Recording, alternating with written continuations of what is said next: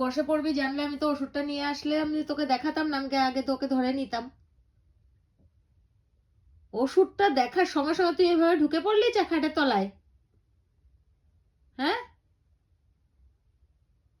লাগছে কেমন দেখ তোকে, তোকে কেমন লাগছে দেখ। আচ্ছা ঠিক আছে, আবার ঘ করছিস আমাকে।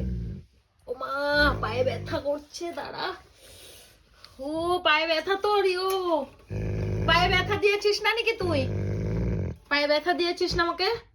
দিয়েছিস না? পায়ে ব্যথা দিয়েছিস তো? হ্যাঁ, পায়ে ব্যথা দিয়েছিস কিনা বল।